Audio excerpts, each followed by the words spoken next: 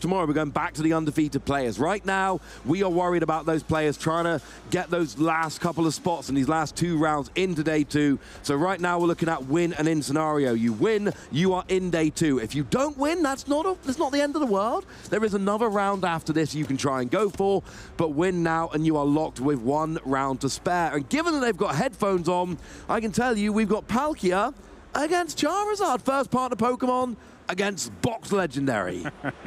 Yeah, and I think this is, I mean, I love my Palkia V-Star decks, and I'm happy to see how this matchup actually plays out. I think, I would say, as far as this matchup goes, I would give the benefit to the Palkia V-Star, and we'll talk about that in a second. How about you quickly sum up how, I don't think we've seen Charizard on stream yet.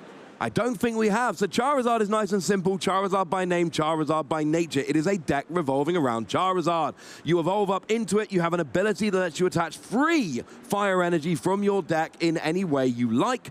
And you get your energy on the board that way. And then Burning Darkness does 180 base damage plus 30 more for each prize card your opponent's taken. So as the game goes on, you've got INO plus this for big comebacks. But now we play it with Dusknoir.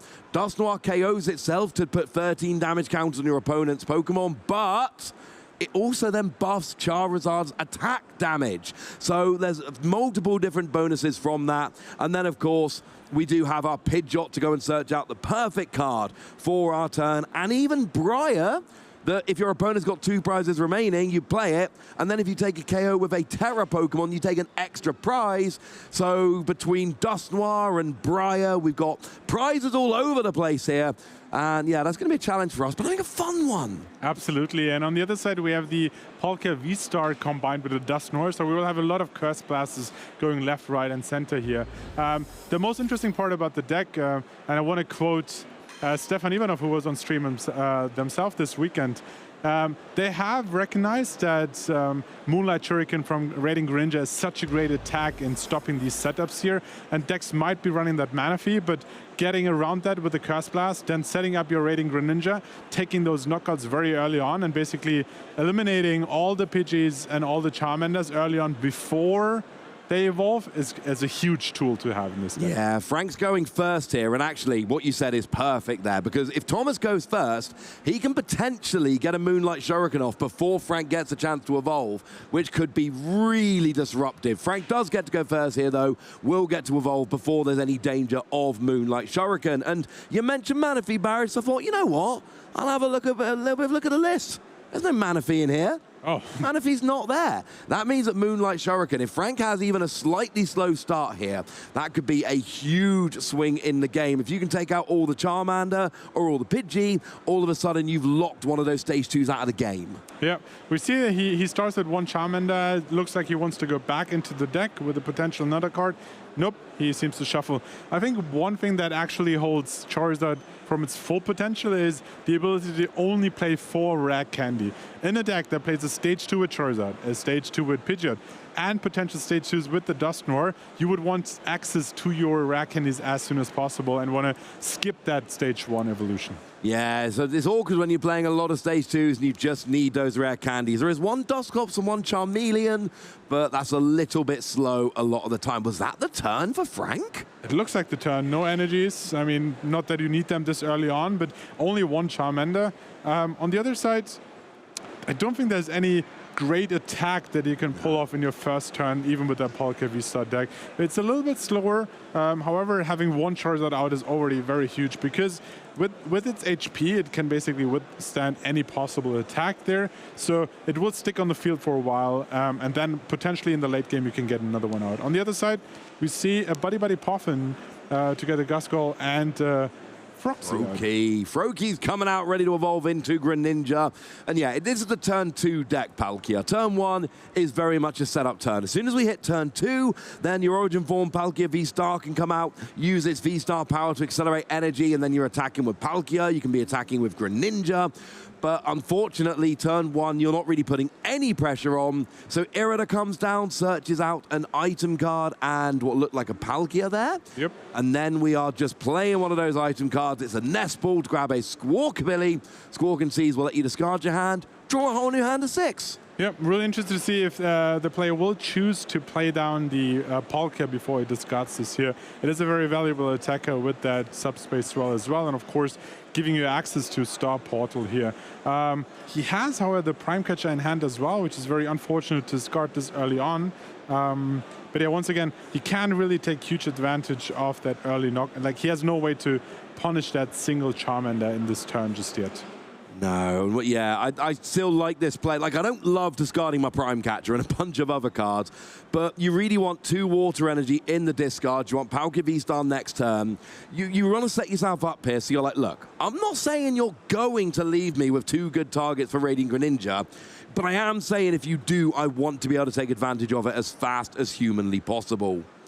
On the other side, of course, Subspace Well stacks damage with more benched Pokemon, so it could also be a conscious choice to limit your bench size to just deny possible KOs here, because Subspace Well, 160 if you have a full bench, plus extra damage for benched Pokemon. 1 benched Pokemon means 180, so you're missing the KO on the Rotom there. I think what you've just done there, Barish, is basically hit the nail on the head of why Radiant Greninja is so punishing here. Because you want to keep your bench low to stop Palkia, but the lower you keep your bench, the more at risk you are of being punished by a Radiant Greninja. So you bench lots of Pokemon, so you're protected from Radiant Greninja, but then you're punished by Palkia, and no matter what you do, it goes badly. Speaking of going badly, that Pokestop was rubbish. Yeah, discarded Pokestop, but mainly that Greninja EX as well, so he will have to rely on a Night Stretcher to get that back and then potentially evolve it. These decks typically only play 1 copy, so it being in the discard, you need to find a way to get that back. At the same time, I'm not quite sure how many energies have hit the discard ball. We definitely missed the attachment for turn here, which can be huge because it allows you to attack with the Palkia, with the Subspace Well in the next turn without having to use Star Portal. Now they will have to rely on potentially using Star Portal to get free energies once they hit the discard pile into play and then allow you to attack, which means you have to attach 2 of them potentially, or have to at least use the ability very early on in the game when you would rather keep it on to a specific time in the game where to use it. Yeah, I agree there. You discarded an energy with the Squawkabilly, but then didn't draw into another one. And if you're accelerating energy, but then you're also missing energy attachments, you're not really gaining an advantage. You're just cancelling out. It's not ideal. We got a Buddy Buddy Poffin coming down here. I think I see an Arven being played. Yeah, I think we're searching for a Buddy Buddy Poffin. And yeah, Hero's Cape, which is the A-spec of choice here. Yeah, Buddy Buddy Poffin, of course, very valuable here. Allows you to get away with that slow start and basically fill your bench. We see another Charmander hitting the field. Will we see a Pidgey as well? So that could be prime targets for what we discussed just a moment ago with that Moonlight Shuriken. However, we don't have enough energies in the discard pile yet, so that is not an option yet. No, you need at least 1 more energy in the discard so you can get your so you can get 2 from Star Portal and then attach for the turn. Ideally, though, having missed an energy attachment turn 1, you really want to get maximum value out of Star Portal if you can. Speaking of V-Star powers, here comes Forest Seal Stone on that Rotom V, searching any card you like. Oh, he's eyeing up a Charizard. He's also eyeing up some fire energy, and you know what that means. I think he's got access to rare candy here. I think Charizard is coming out. Yeah, let's see how that combo plays out. We see the Charizard, and there's a rare candy in hand, just as you said. He already lined up the fire energy to get out of the deck. He has the Rotom active, and yeah, let's see. I mean, he's limited to 180 damage this early on. He hasn't set up any Duskull himself in this turn, so he can't use that ability. You mentioned that. I really like that point. You have the ability to give your opponent prizes, but then increase the damage you would deal with that Charizard. Yeah, no Duskull down yet, but look, Charizard's getting a KO on Radiant Greninja, and sure, it's only a 1 prizer, but it's actually a really useful Pokemon, and we keep talking about the fact there's a great attacker here. Could get a KO on the Pidgey and Charmander combined, so here, you take the Radiant Greninja away, you make your opponent recover it if they even want to play it, while putting a 430 HP Charizard in the active, and Frank here just coming out and being like, okay, Thomas, your move. Yeah, and I mean, we just saw that the last Pokestop, this got a Greninja EX, so now another important piece here with the Radiant Greninja also hitting this pile means he's relying on 2 Night Stretchers to get these really important tools back. We see Polka V-Star being evolved here. We see an Iono in hand that could be really helpful, but we're still kind of struggling to find the energies this early on. What would be really great would be an Earthen Vessel to search out 2 energies and go from there. Obviously, he has the Nest Ball in hand, and the knockout was just taken, so that would enable the Pheasantipity. Yeah, Pheasantipity drawing free would be a big bonus right now. It is energy, energy, energy. There are 2 Earthen Vessel in the deck. They are not coming out right now. You nailed the Pheasantipity there, Barish. Here it comes. That flip the script, drawing 3 more cards, because right now, you didn't attach an energy turn 1. You don't have an energy in hand to attach this turn.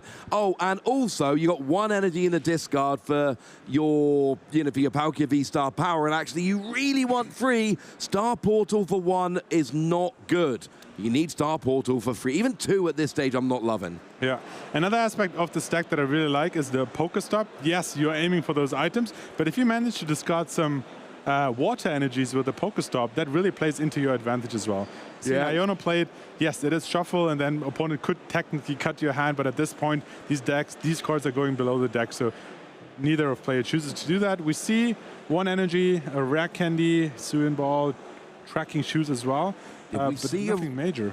Any chance we saw a Night Stretcher in hand there? Because we've got Rare Candy now. There's 4 in the deck, but did not draw any of them. We got a Trekking Shoes. And Pokestop, I suppose. Here's a Suian Heavy Ball here. So you get to look at your prize cards there, liberate a basic Pokemon, replace it with a Suian Heavy Ball, but also get real confirmation as to exactly what's prized. The only option is a Palkia V. Might as well take it here because the Suian Heavy Ball does nothing. At least Palkia V is a useful card. Absolutely. It might be used later in the game or also just discarded as an extra Ultra Ball fodder if he chooses to play that along the game later on. But yeah, he's missing that Night Stretcher, missing that target to evolve either the Froakie or the Duskull. Oh, and that was a good energy off the... Oh, perfect Trekking Shoes here. You get a water energy in the discard while drawing into that Night Stretcher. Now Pheasantipity flips Another the Night script. Stretcher. Yes, there's 4 in the deck. We got 2 in the hand now. So we could now Rare Candy into Greninja if we wanted to. But we're not ready yet. There's an energy, that's good. There's a Rare Candy that goes, oh, that was a perfect Pokestop.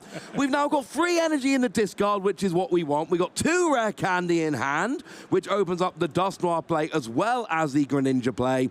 And you've got those Night Stretcher, which we said we desperately needed here. It's a shame we don't have a bent spot for a potential Radiant Greninja play.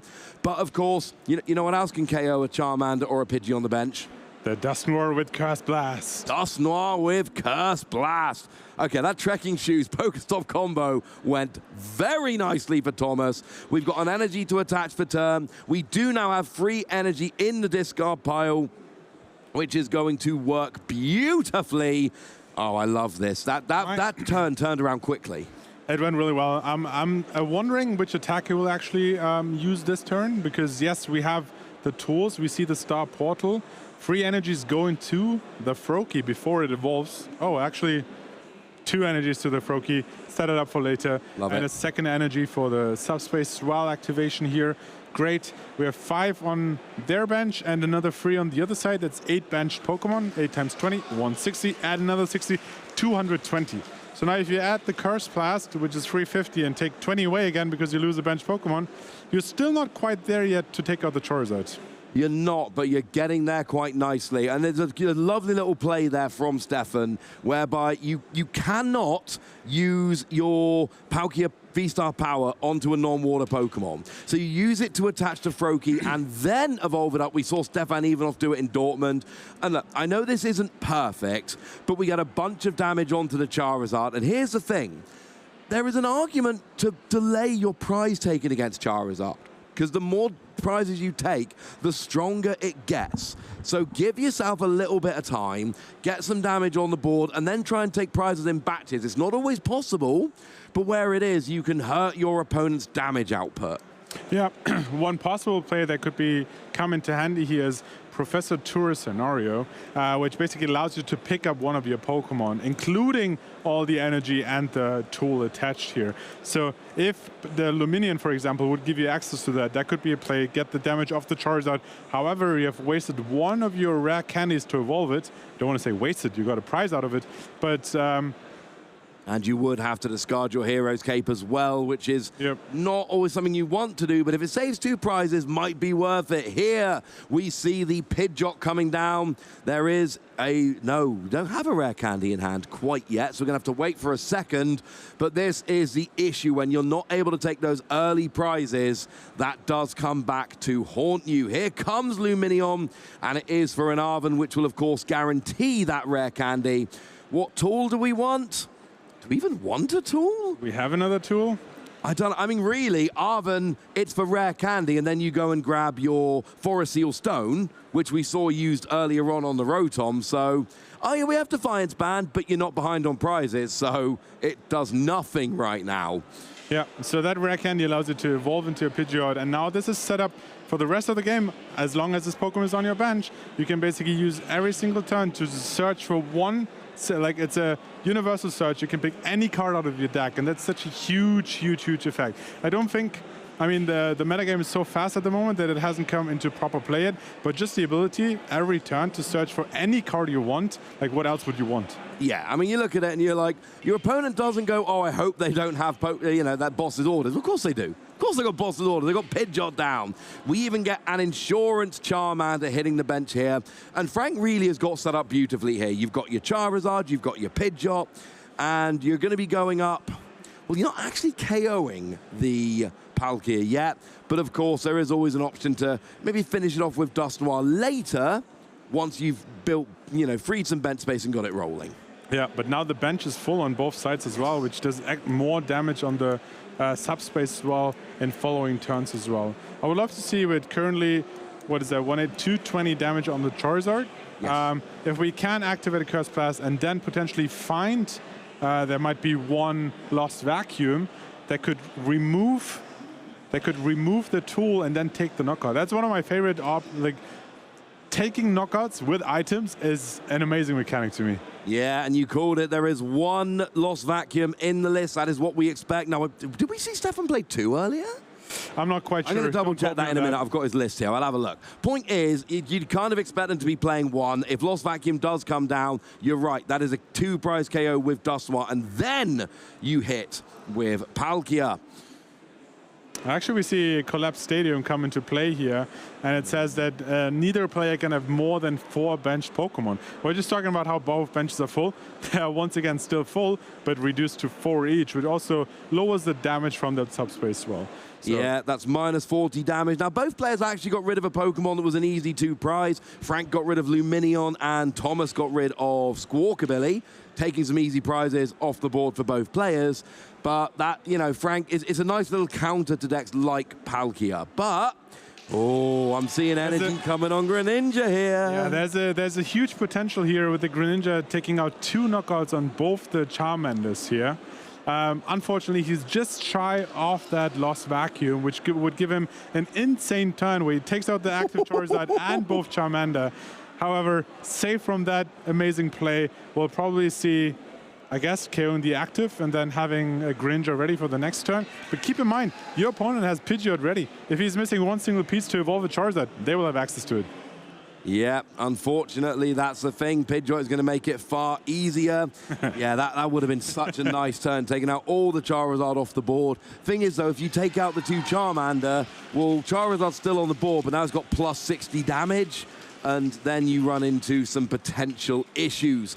Plus, you then go ahead on prizes, so Defiance Band, which you saw your opponent search last turn, all of a sudden turned on. There's an extra 30 damage, and things start getting a little bit out of hand. I love how I just said, if you're missing one single piece, you can get that out with the Pidgeot. And of course, the top pack was a Charizard EX, and the one missing piece is the rare candy. So Zack, within a simple turn, is back to Charizard, gets another free energy out of his deck, which they just put back with the Super Rod a moment ago. So there's just another Charizard ready. And then it took a second, really, right? Just a turn, get that quick search, and you're ready to basically attack. And keep in mind, Thomas has taken prizes, 2 prizes, so there's extra damage coming off. Not that it matters with the Palkia V-Star already damaged, but yeah, you have enabled Charizard to deal more damage. Another Charizard with 330 HP, not easy to take out, and is even stronger now. Yeah, it is absolutely that little bit stronger. So now we have that Charizard completely fresh, no damage on it whatsoever. KOs the Palkia, takes 2 prizes. Frank now jumps ahead by 1 prize. And that's the thing, when these Charizard decks get rolling, Barish, you're just getting every card you want from your Pidgeot, and you've got Charizard. And remember, as the game goes on, Charizard gets better and better and better. And it's a deck that plays a bunch of Io here. There's 2 in the deck, because the combination of Io plus a late-game Charizard is sometimes that's just too much for decks to deal with. Yeah, but I mean, we're in this late-game puzzle game scenario where with Dusknoir, almost anything is possible. You can take multiple prizes. One play that could be here, Gust or get the Rotom into the active spot, get your Greninja, and with that Mirage Barrage, you can actually take the knockout on the Rotom and on a benched Charmander, but that's only 3 prizes. You would still need find a way a 4th prize, and it's really smart from Frank to not bench another easy pickup for the Curse Blast here, actually. Yeah, I'm trying to do the maths here on the Mirage Barrage. Great name. Unfortunately, it does 120. Add the 130 from your Dusknoir, and it's not quite Pidgeot range there. So, I mean, look, 3 prizes fine, but you're not going to be taking 4 prizes this turn. Exactly. I think there might also be a resistance on the Pidgeot against fighting types, so that's even less damage. But yeah, let's see how... Well, that's not going to matter on the bench, though. That's true. You want to hit it on the bench. But you're right, it's still short. It's a moot point. It cannot get it. But do we have any gusting here? Do you even need gusting? Like, just hit the active Charizard. I'm assuming we KO the Charmander? Or no? No, they only use Shinobi Blade and pull out another card out of their deck, setting up for a 4-prize turn in the next turn. Frank will also have difficulty picking up 3 prizes just in this turn, and it's really hard to go for the 310 HP Greninja EX. So yes, he might gust something from the bench, take 2 prizes, but he's not knocking out that Greninja, and that might be a really nice setup for the next turn. And I love this play. Mirage Barrage is on the board. You're saving it for next turn. Because, of course, you've got Mirage Barrage plus Dusknoir. Frank has got 3 prizes remaining, so you could potentially go Dusknoir this turn, turn that option off, and then maybe go for 2 prizes next turn. But I love the idea here of you're not taking prizes, so you're not overpowering Charizard. Charizard is currently hitting for 240. It is miles away from KOing Greninja. And Frank is ahead on prizes, so Defiance Band doesn't work. There's no Dusknoir or anything else that known as pre-evolutions on the bench, so that's not an option. So Thomas here really playing in a very careful way, saying, I know what you're trying to do, Charizard. Not a fan, not letting you do it. Yeah, just playing through that next possible turn for Thomas. He needs, I mean, one possible way would be Curse Blast plus Mirage Barrage. Once you pick up the Rotom to the active spot, that would allow it to give you 2 knockouts. 1 on the Rotom and the Charizard on the bench together with the Curse Blast. Now, you need to find a way to get to the Rotom to the active spot, and we talked about early on in the game how the Prime Catcher was discarded. However, because he is behind in prizes, that activates the Counter Catcher. Yeah, there's no boss's orders in the deck. There is 1 counter catcher, and that really needs to be the option. You're pointing at the screen, Barish, because, of course, it's already in hand. So Thomas here, we saw it early on in the game, and we've seen it again now, deliberately not taking prizes, because apparently right now the best case scenario for Thomas is not taking prizes. Yeah, sometimes setting up for a longer end game can actually be very beneficial. We see the boss, and I talked about this, yes, he can get 2 prizes off the bench, setting himself down to 1 prize. However, we missed a crucial point. He's down to 1 prize, so Curse Blast is no longer an option. Oh, that is a little bit annoying. You can KO the Dusknoir, or just put your opponent down, put yourself down to 1 prize remaining, at which point that Curse Blast is unfortunately not an option. Now we can take 3 prizes here. Again, the Charmeleon can go down and the Rotom can go down, but I'm not seeing, Charizard's on 170. So you do 120, it goes to 290. That is not, unfortunately, enough. You would have to use Shinobi Blade here. Yes. And I really like that that Charmander is already, Charmeleon is already set up, which allows you to evolve into another Charizard without having to use a rare candy. And on top of that, oh yeah, you're pointing at the Iono. I'm pointing at the Iono. But it doesn't matter if you have quick search. You have access to any card. If that is like getting the remaining Charizard out of your deck, but they're only playing 2, and I think 1 already went down. But here's the thing, you need gusting. You're still not going through. Now, what's 4 prizes taken? That's 120 plus 180, 300. You're 10 damage short, and Defiance Band won't work. Now, this is a point where Defiance Band would be amazing if you were behind on prizes, but you're not. Charizard's hitting 300 damage. That will not get. So you need Charizard, and you need enough energy in the deck, which I'm not sure is there right now, and you need gusting. So Thomas is basically saying, look, I'm going to give you 1 card, you'll draw for turn, and you'll have Pidgeot. That's 3 cards, 1 of which you've chosen. I'm just betting at this stage you're not getting what you need from those cards. Yeah, I'm wondering, they could use Quick Search to get any card and then use a Great Ball. Or get the Facility immediately, I suppose, with Quick Search and draw another 3 prizes here. That could help you out. I'm wondering, what other options do we have? What can we get with that Quick Search? Keep in mind, we also have the Radiant Charizard, but 250 is not enough against the Greninja EX either, so that's not really an option. You need gusting plus an attack. Whether that's Radiant Charizard, energy gusting, that would work. Whether that is Charizard, there's 2 energy left in the deck, plus gusting, that would work. Doesn't matter even what attack it is. Those are basically your 2 options. No, there's no Blood Moon Ursaluna here, because that would also just be single energy attack. So it's really simple. You need something with which to attack and some kind of gusting. If you don't have that, now, Thomas, it is worth noting, did put that counter catcher to the bottom of their deck. So you could try and play Keep Away here with Pidgeot EX, and that would potentially still give you another turn here. Yeah, we see that Frank is taking the time to figure out which card to actually get out of the deck. Arven seems to be the choice here, the card of choice. He will go back into the deck with the Arven, so no point in shuffling. Playing the card out gives you 1 item and 1 tool. We see Defiance Band. I mean, you might as well get it out of the deck to thin it out, and the Super Rod to give you energies and Charizards back into your deck. And then we have, interesting, we have the Ultra Ball. So if you shuffle back a Charizard, you can access it with the Ultra Ball here. But you're absolutely right. Without a gusting effect, you're not finishing this game this turn. I mean, the math's the way I see it. Charizard does 180 naturally, plus 30 for each prize card taken. That puts you up to 120, plus the 180 is 300. Defiance Band isn't turned on. Now, this would be a great scenario to give your opponent a prize with a Dusclops, so that Charizard then went up to 330 and got the KO, but that's not on the board right now. That's not an option. So we do see the Charizard, as you predicted. We know there is enough energy there, but we need gust. Now, the other thing is, Charizard in the active, you're playing Keep Away like you could with Pidgeot. You're not getting KO'd, so you're still saying to Thomas, if you've got gusting, you win. Otherwise, I just win next turn instead. Yep, I mean, you were absolutely right early on when you said, late game, you need any 1 card to finish the game. Pidgeot is your friend and will take care of that. He was missing too many pieces, so Pidgeot couldn't just finish this game this turn. But yeah, unless it's basically, Thomas, listen, you get 1 more turn. If you don't finish it... Oh, it's prime, it's counter catcher, brings up the Rotom, takes the final 2 prizes, and Thomas there will win the first game, goes up 1-0 in this winning in round 7 in Lille. And that's what we said. Do you have the counter catcher? Well, unfortunately, did have the counter catcher.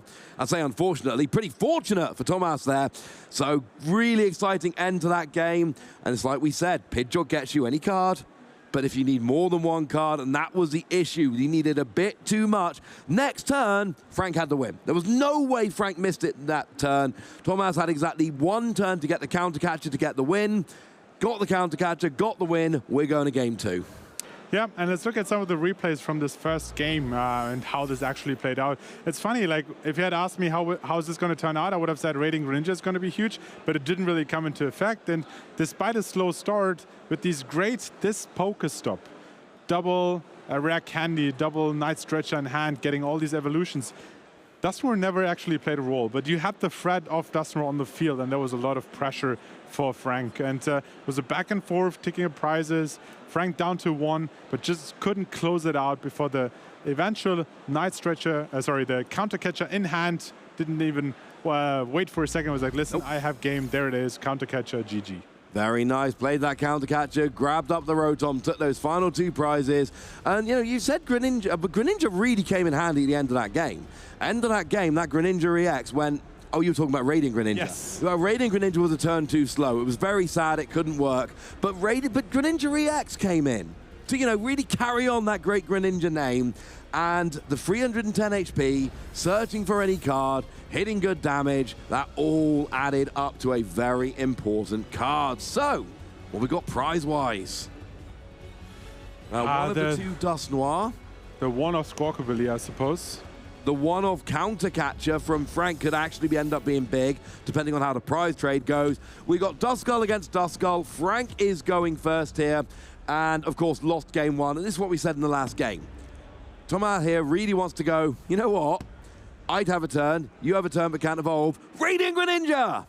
Hopefully, from Franck's point of view, not an option this game. Yeah, I mean, Franck is going first a second time, basically. Thomas, despite going second, I mean, this deck really loves to go first and getting access to evolutions as soon as possible. So does Charizard with the Pidgey, of course. And you get the Buddy Puffin, get your Charmander on the board, get your Pidgey on the board, you have another Nest Ball. That is quite a few Pokemon already on the bench. And I'd love to see some Curse Blast action from Franck as well. Like, we see the Duskull on the field already, potentially a second one hitting there, but Rotom is just a really great card, especially this early on. Just drawing 3 extra cards with instant charge can give you those pieces that you need to evolve your Charmander before it gets knocked out. Yeah, you've hit the nail on your head there. Get the pieces before they evolve. Because here's the thing, that and this is a very general rule. General rule in Pokemon is, if you need to set up, you want to go first. If you can get a big attack going, turn one going second, you want to go second. Both of these are decks that do basically nothing on turn one. They are terrible turn one decks, but from turn two onwards, if they can set up, they become extremely powerful. So Franck here going first, big advantage. Question is, can you get those evolutions? Rotom is going to help. Yeah, and I have one, before we dive into this next turn from Thomas, I have one hypothetical question for you. You play the set, you go second but still win, right? And your deck really wants to go first. Is there ever a world where early on in game 2 you realize, it's going to be a really long battle to actually win this game. Listen, I feel more comfortable going first. Would you ever concede a quick game 2, saying, I'd rather go into game 3 and win this? Oh, I have done that. Not only would I have done that. And especially look at these records here, right? You know, we're looking at 5-1. If you tie, that tie does nothing really other than give you extra positioning. If your goal is day 2, you need a win in this game or the next. Get it now and you can fight positioning in the next round. But a tie here puts both players on a winning in next round. A win puts you, on the right number of match points with then fighting for positioning. So yes, absolutely. If I can, concede, it really depends on the clock and it depends on the game. And if I think I can stretch it out and then the time will run out, if I think this game isn't finishing, I'm going to play nice, I'm going to play my normal game, but it's not going to finish, then maybe I'll try doing it. If I think I've got a decent chance there's going to be a long game, I keep playing. If I think I'm going to lose this game and not have time for a game 3, I have conceded early in that situation. It is often the right thing to do. Yeah, I'm happy to see how this actually plays out. Looking at the clock, there was about 20 minutes going into this game, so the first game was actually about half an hour. Yes. It's going to be difficult to finish this plus another game, but of course, you still have a lot of outs even early on, but I would love to see how this plays out, and if they potentially realize early on, hey, this is not going to get me anywhere, I would rather win on my own terms going first. Yeah, it's generally if you've had a bad start and your opponent's had a good start, you want extra time for that game 3. Right now, we are not yet in that position. So here we go with the Pokestop. And when we can use that to grab a bunch of item cards potentially, maybe get some water energy in the discard pile. But right now, looks like we're going to Suian. No, we're not going a Suian Heavy Ball. Not yet. We're going Pokestop. That was not great. You lost 2 Pokemon that could end up being good later on down the line. Yeah. You have access through them with the Night Stretcher, but that is another target of Night Stretcher that you have to do. Yes. However, what I really like, what went really well for Thomas here, is how he was able to discard so many water energies so early on. Yeah, getting those water energy in the discard is absolutely huge because that star portal can then attach them with your Palkia, really accelerate some energy, get those attacks rolling. And look, there's no guarantee that Franck is going to have a great turn 2 here. If Franck doesn't have a great turn 2, then Radiant Greninja plus star portal will KO the Charmander and the Pidgey and put Thomas in a very commanding position. It's less likely to work because you went second, but you've got to leave that option open. Yeah, I'm not quite sure what the instant charge actually got. It looked like there was one Pokemon Go at least rare an candy Arven in hand. and an Arven in hand, so you have plenty of tools to actually set up at least one of your stage 2s.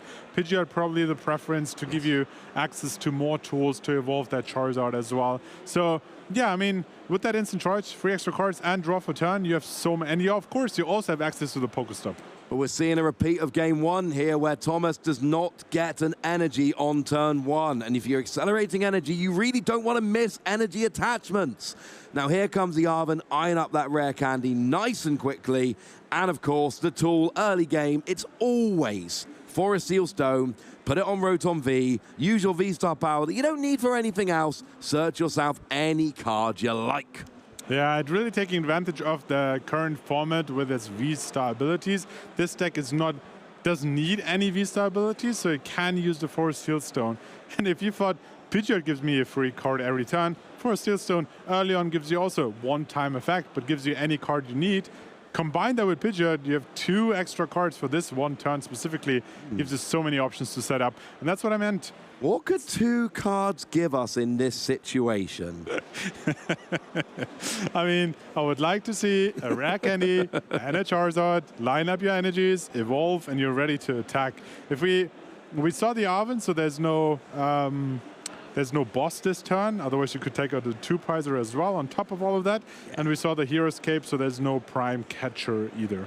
No, and that was the thing, you know, you go for the general rule is Pidgeot is better, but because you need to start attacking, sometimes you go Charizard first. But here, because you had Forest Seal Stone, you get Pidgeot, and then you got Pidgeot and Forest Seal Stone. That is search any 2 cards, which is your rare candy Charizard. Charizard gets its own energy, and then of course you can even attach for the turn to pivot your Duskull out the active. So we should be getting a KO here from your Charizard without too much effort. What's the current goal on how to retreat that? Just attach for turn and manual retreat. Okay. You haven't attached for the turn yet. You've got the energy from Charizard. You could even potentially have used Charizard's ability. That's why I'm asking. Why was it not used? But I guess you would rather keep your energies in the deck. Yes, and we see this. We saw it in the last game. We see this in Charizard players a lot, trying to keep the energy in the deck. And of course, then we just used a special energy, and that leaves the fire energy in the deck. And remember, Charizard is 2 fire energy for that Burning Darkness attack. That is essentially why you didn't do that. KO on the Duskull, and very much like in the previous game, Franck takes the initiative. Yeah, so let's do some math here. We have the V-Star portal active. You can get yourself free energies with the Star Portal. And then Subspace as well. We have 4 bench plus 4. It's 8. I think you need a Dusknoir as well to potentially pick up that Charizard knockout here. You do. And here's the thing, right? And this is one of the awkward things about playing against Charizard. I look at this board and I'm like, hang on a second. There's a Charmander and there's a Duskull. That's pretty tasty for maybe using my Radiant Greninja. Problem is, you do that, you take 2 prizes, you buff Charizard by 60 damage, is now hitting 240, and you've not done any damage to a Charizard, which frankly is a Pokemon you really struggle to one-hit KO. There is a potential to do that if you think you can Dusknoir and Subspace Wild for the KO next turn, given the Charizard will hit 240, 270 with Defiance Band, Palkia will still be out of range, but it's risky no matter which way you do it. There are a bunch of options here. And this is where it comes in handy to have discarded so many water energy this early on. Yes. Palkia only needs 2, so you have a free choice where the 3rd energy goes. Froakie, of course, a prime target there as well. And they decide to go for Subspace as well. And this early on with 9, it just should be 240 damage. Yes, I agree. 180 plus a 60 is 240. And, you know, now we are in potentially Dusknoir range, so that could be a potential KO, you know, mid-game, which would be nice mid-turn.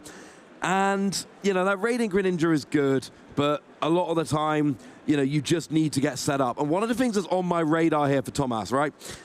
he's accelerated free energy using Star Portal and missed energy attachment turn 1 and turn 2. He's only actually +1 energy having used his V-Star power. It's not been going great this game in terms of getting extra energy on the board. It's been kind of replacing energy attachments, not where you want to be.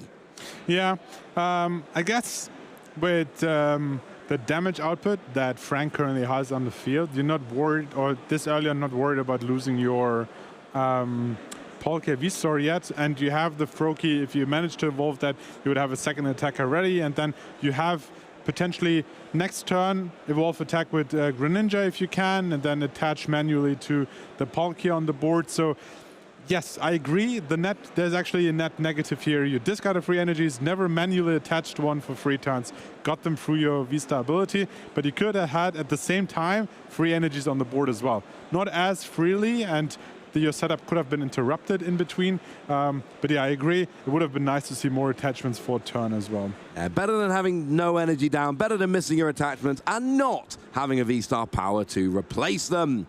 So we do see Franck here with that damaged Charizard in the active. No reserve Charizard on the bench yet. We got a Charmeleon ready to evolve. Always nice when you can spare yourself a rare candy in a deck playing so many stage 2s. Here is the boss's orders on the Mew. And this is one of the cool things about the Charizard deck. Because it gets more powerful as you go along, you can just go, right now I'm going to KO Mew because Mew is in range. I'm going to leave the Palkia until you've taken a couple more prizes, and Palkia is in range because my deck gets more powerful as I go along. Yeah. Don't mind that at all. I also think that Franck now is so far ahead that Defiance Band will never actually activate. It's hard to go back in. Yeah. But that would have been nice if early on you allow them to KO your Pokemon, they take prizes, and you have the Defiance Band, then it even stacks further and would allow potential KOs. So let's see. I think I see a rare candy in hand, but we're missing Axe's. Was that an Ultra Ball plate? Yes, that's an Ultra Ball. Okay, so you can get Greninja or Dusknoir out here. That was a Greninja, but Dusknoir is actually the target. You talked about this early on. Currently 240 damage on the board, so 90 left. Yep. And mid-turn KOs actually allow you to attack afterwards as well, which means that potentially, I guess what would you promote? Potentially the Pidgeot, because they can't be knocked out yet. Anything else would be knocked out from subspace as well, I believe. Pidgeot potentially to tank a hit. If I'm Thomas here, I'm thinking, come on, Counter Catcher or Prime Catcher. Either would be fine. You will still be behind on prizes even after KOing the Charizard. And I'm not saying my opponent won't have Rare Candy Charizard. They might. But I want to force them to have it. I want to take 3 prizes. What have we seen? What I've remembered is I think the bottom 2 prizes were actually, one of them was the one of Counter Catcher. Oh, it was. So if you take the knockout and take your prizes from the bottom upwards, I don't think we have seen a Hisuian Heavy Ball. So this might actually be a Counter Catcher that you talked about just a second ago. I think we did actually see Palkia of a Hisuian Heavy Ball earlier in the game. No, we do have a Counter Catcher, and you're still behind on prizes. You don't have to go and get the Charmeleon here. That would be my personal preference. I want my opponent to not have an option next turn unless they get really... And I know we've got the Pidgeot, but still. So you would prefer to KO the Charmeleon here? I mean, you could all go after the Rotom to get, go up by a couple of prizes. That would also be an option. There's other things you can do. You can even just take out the Charmander, but what I really want to do here is I want to try and slow my opponent down. It's a deck that, if I take 3 prizes, the other thing is that Radiant Charizard becomes a 2-energy attacker, which means that Franck cannot use it to attack. So if I take out Charmeleon here, my opponent has to hit Candy Charizard in order to launch an attack. Yeah, maybe they can. They can, absolutely, but I don't see Candy or Charizard in hand at the moment, so that's 2 pieces left. Of course, you can pull out that Charizard with the... Here we go. Here comes the Charmeleon. And I do think this is absolutely the play. Say to your opponent, look, I know you've got Pidgeot, you've got a decent hand of cards, but you better have Candy Charizard. Oh, we have Candy in hand. Yeah, never mind. Yeah. It was hard to see the Pokemon Go. Rare Candy a little bit harder to see, but yeah, there's the Rare Candy, and we're just one quick search away from evolving another Charizard. Now, Thomas has taken 3 prizes, so that's 180 plus 90, which is 270 total. So it's actually 10 damage short, and you're not behind on prizes, so Defiant Band will not get the KO. So another thing I like about this play, by taking 3 prizes, not 4, that means that you stay out of range of a Charizard. Yeah, we see the Super Rod, such a huge impact in this game. Just being able to recycle your energies and your Charizard back into the deck. Charizard gets you the energies anyway, so you just need Quick Search for that Charizard. So we probably see the Quick Search, Charizard being picked up, 2 energies being picked up, and Pidgeot, not only does it have Quick Search, but also free retreat. Yeah, it's a huge advantage, because a lot of the time in a situation like this, you also need a pivot option. No, Pidgeot is its own pivot option. So here we go with the Charizard and the energy, which was left conveniently on top of the deck by Franck. And now we are in a good position to launch an attack. But I do believe it's going to be 10 damage away from a KO as it stands. Yeah, and this is exactly what I talked about. It looked like a difficult battle. Oh, it's a boss's orders onto the Palkia V. That, however, is in range, and Franck will win game 2. We're going to a game 3, Barish. Yeah, absolutely on us to not picking up that boss's order earlier. We talked about the Charizard and how it's short of picking up the KO, but boss was already in hand. We could have seen that and foreseen the damage, and this is exactly the situation I talked about. Franck going first, I think, has a slight advantage. And if he plays that into his cards here, manages to take the win, and now there's like 5-6 minutes left on the clock. It's really difficult to win that third game, and that's why I said, yes, you have outs. You have been behind in the first game, and you've taken it back and win that game. But I would have loved to talk to Thomas after this game to figure out if there was ever an option that went through his head. Yeah, we go into the replay here, and we'll just have a look at this game 2. Of course, Tamar won game 1, and then we saw the early KO on the Duskull. Franck starting off that prize trade for the second game in a row. Actually, that counter catch was at the top. It got put to the bottom by that Hisuian Heavy Ball. Here comes another Charizard here. This is very late in the game, and here we see boss's orders onto the Palkia, takes the KO, and we are heading to a game 3. But like you said, we've not got a lot of time left here. Yeah, about 5-6 minutes. I mean, both these decks, if one of them has a really slow start and maybe only 1 or 2 Pokemon active and on the bench, then there's a way. But I think it's really hard for either of these decks. They have been really consistent to brick completely. So I would be surprised, but it's always an option. It's always an out to play for. I mean, okay, let's have a quick look at the prizes here. See if there's anything that's going to really scupper plans. Nothing terrible there from either player. 1 Pidgey, but there's another one in the deck. We'll be fine. If I'm Thomas here, I'm thinking hyper-aggressive Greninja. Radiant Greninja. If I can get an energy on it turn 1, and then Subspace Well, 3 energy or even 2, and then attach. If I can get like 4 energy on it turn 2, I can use it 2 turns in a row. You need to get the energy in the discard. You need to hit your energy attachments. There's a lot of ifs, buts, and maybes. I get it, but you could potentially get a turn 2 and turn 3 Moonlight Shuriken, and that could get you a lot of prizes quickly. You mop up with Palkia, you win a very quick game 3. So now I'm really interested. There's no point really to start with Pheasantipity unless you have to. So it would be, there's an option, there's a potential that the hand from Franck just really looks really sad and doesn't have any further Pokemon. Of course, going second, you will be able to use Supporter, and typically it's very unlikely that you don't have any further Pokemon, don't have any items cut that will help you out, or don't have any supports that you could play out. Let's have a quick look there. I see a double Oven, Fire Energy, and 4 Steelstone. So we have plenty of options here to actually play for the next turn. It won't be as easy as you would like it to be. We see Squawkabilly, and we see Radiant Greninja. It's a pretty good start. Went and searched that out straight away. Now, the thing to remember is we get those +3 turns. So, essentially, if you need to have enough prizes taken by the time that time is called in order to then potentially finish off in your last couple of turns. An attachment we do have onto the Greninja, but instead it's going to be a concealed card. We don't get a replacement energy. We do get a Night Stretcher. I would really like to see an attachment to the Greninja this turn. That would make me very happy. You're not going to have a long game. Your Night Stretcher are not as precious as they would be in other games. Yeah, and sometimes you might think, discarding your energy and then getting you back with a Night Stretcher. But in this case, even in following turns, you still have concealed cards. You still have other options to discard energy. So I'm totally with you there. Would love to see the Night Stretcher to attach for turn as well. We see another Pokestop Prime Catcher, and we get rid of a couple of Pokemon. The Palkia V-Star's a little sad, but again, we do have that Night Stretcher as an option here. But you see Tomada, he's going to be playing fast. He needs to play fast. I would like to see an attachment on Greninja. But then again, if you attach to Greninja from the discard using your Night Stretcher, then that makes your Star Portal weaker next turn, which, yeah, kind of... I see that dilemma. It's really hard to decide. And in this case, Thomas has actually chosen to leave the energies in the discard pile and find another way to attach and use Star Portal next turn. There's the Arvon play that we talked about. It gives you access to one item and a tool. We talked about this plenty during this game. Nestball seems to be the choice here. Wherever I really like Buddy Puffin as well, which there are plenty of in the deck. But I guess Nestball gives you any Pokemon even with further than 70 HP. There's 3 on top of the deck. But we see it looks like aiming for that Nestball. Is that a potential Rotom target you're looking for? Or is there any other Pokemon that you would want to get out that isn't accessible with the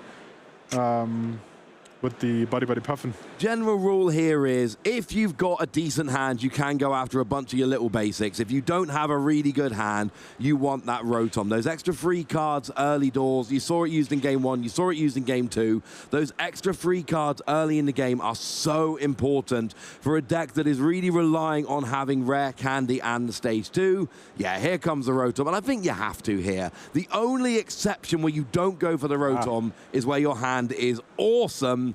But Rotom also is the only option you've got for your Forest Seal Stone. So again, if your hand isn't awesome, no, I'm lying to you, Luminion as well. But yeah, unless your hand's awesome, you always go Rotom. Yeah, and of course you wouldn't want to use Nest Ball on Luminion because it then would completely negate that ability. So Rotom is the choice here. I would be surprised. Yeah, there's a double Charmander, and I would be surprised if this isn't one of the Buddy Puffins at the bottom. Yeah, there we go. Buddy Puffin being taken into hand. Sequencing is correct there. Playing the item, then getting 2 Pokemon from your deck onto the bench, 2 Charmanders. However, we talked about this, there's no Manaphy in the deck list. There's already 2 Waters in the discard pile, but the Hero's Cape is coming huge in here. And that's, you generally don't want to put a Hero's Cape on a Charmander, but Frank sees what's going on here, leaves that Rotom in the active and just goes, look, maybe you even KO it with Palkia, but I've got to protect my Charmander. Now, there is a Pokestop in play. There is a Lost Vacuum in Thomas's deck. It is, in fact, is it in his hand? Was that back card of his hand a Lost Vacuum, or am I seeing things? I'll go on, Thomas, show me your hand a little bit. Am I seeing, that was a rare candy.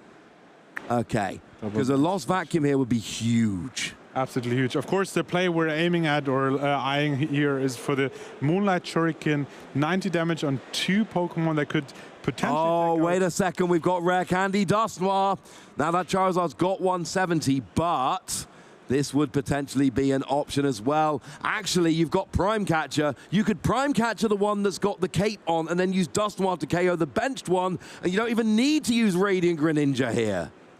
Absolutely correct, and then you don't need Moonlight Shuriken either. You can just use Subspace as well, and I think both Charmander are actually weak to water as well. Not that it matters, but that is definitely going to be KO. However, I spoke too soon. Actually, Greninja and the active. This does a very similar kind of thing where, because of the weakness to water, you do 180 to the active Charmander, which will get through the Hero's Cape, while doing 90 to the bench Charmander, and then all of a sudden you do get both of them. But we will need an energy here. I think there's 2 in the discard, you said. Yeah, Iono's being played, and we still have the Pokestop to potentially discard another one. No. Ooh, whiffs the energy completely. So we Buddy Puffin, and now we have to hit an energy off of the Pokestop to then accelerate it using Star Portal, or we're going to be an energy short. Yeah, it's going to be really interesting to play out, and I do wonder, could you have used Prime Catcher into your Dusknoir, which then gives you more flexibility afterwards to switch into any attacker of your choice? Because, yes, Moonlight Shuriken would be amazing, but at the same time, if you have that Dusknoir, 2 energies would have been enough to use Subspace as well and KO the active. Yeah, and here, that was an option. It's something we said about, and it could be relevant. Oh, okay, there we go. So we got an energy from there. That fixes that, plus a couple of items. Problem is, I'm pretty sure time's been called. So Thomas here has this turn and 1 more. Frank has 2 turns. I think Thomas can take 4 prizes quite nicely here. I'm not sure we can take 6. Yeah, I was going to say 4 prizes, that might work. 6, I don't really see from either player here. So that time that we, don't want to say we lost in game 2, but that time we spent for day 2, for game 2, really cost us this third game to finish. So let's see. I mean, yes, Moonlight Shuriken, KO the active. No, but in a long, drawn-out game, taking 2 knockouts on the Charmander, amazing. If this is turn 0, this was never going to be a long, drawn-out game. This is going to be a quick win for Tomas. It was going to be a very quick win. The problem is it wasn't going to be a free turn win, and that's all Tomas actually has here.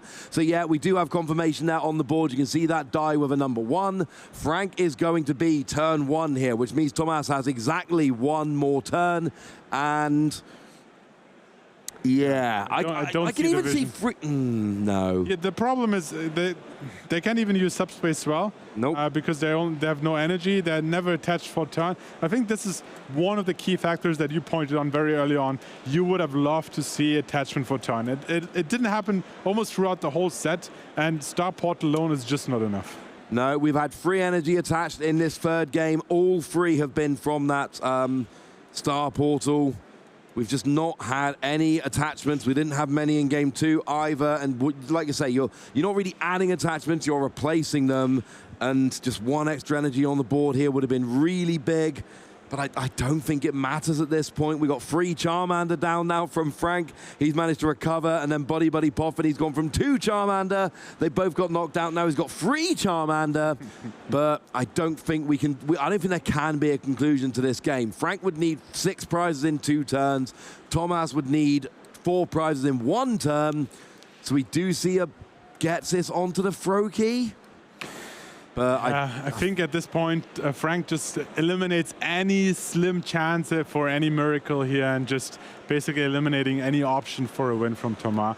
And I think it's only a matter of time until players will come to the same conclusion.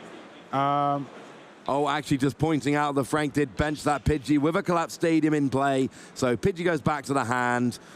Now, I'm just wondering if there's going to be a penalty applied here. I can't imagine there would be. Not anything that's going to impact the game substantially anyway. I think if Pidgey was in hand and wasn't searched out for the deck with an S-ball, then I don't really see a huge issue there. No, we bench it, we put it back in hand. Looks like we are just straight back into the game with Rotom drawing 3 cards.